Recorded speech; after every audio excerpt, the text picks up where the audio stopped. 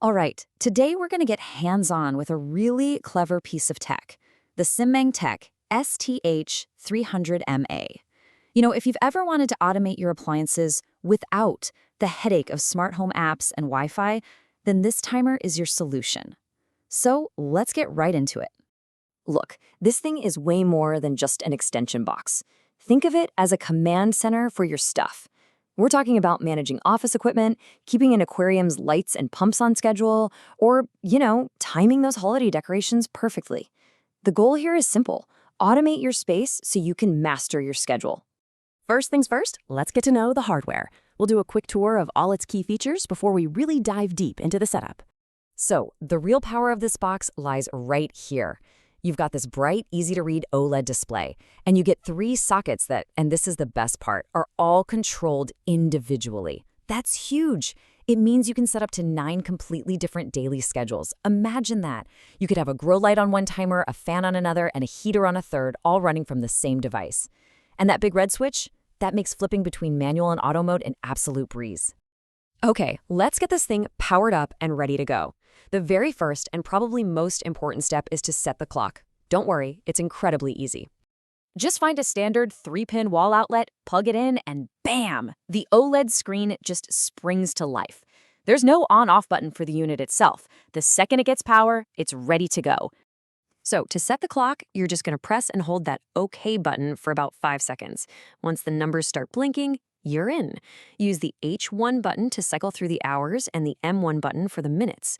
Once you've got the time dialed in perfectly, just give OK a quick tap to lock it in. And that's it. You're all set.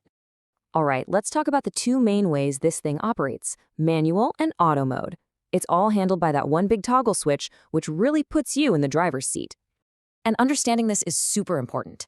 In manual mode, it's just a regular extension box. Simple on, simple off. But auto mode, well, that's where the magic really happens. This is where the box starts following all your preset schedules, turning your devices on and off all by itself throughout the day. Okay, now for the main events. Programming your very first timer. This is where we tell the box exactly what we want it to do and when. To make this super clear, let's walk through a real-world example.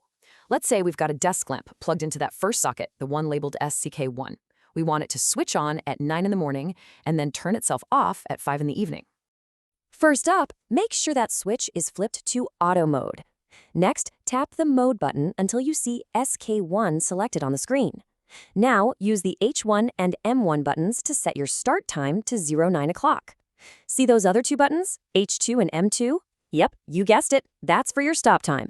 Go ahead and set that to 17 o'clock. And finally, and please don't forget this part, press OK to save it. And just like that, you've got one timer programmed and ready to go.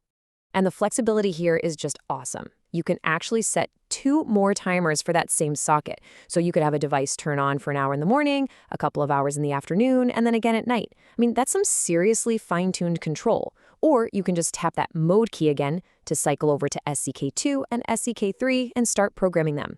All in all, you have 9 timer slots to play with.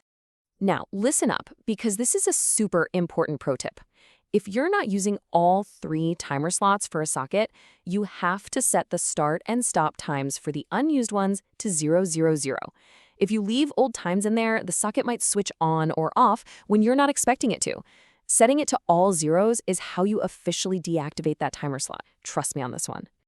And here's a quick cheat sheet just to help all that sink in. Just remember, mode picks your socket. H1 and M1 are for the start time, H2 and M2 are for the stop time, and OK, well, OK is your best friend. It saves everything. Got it? Awesome.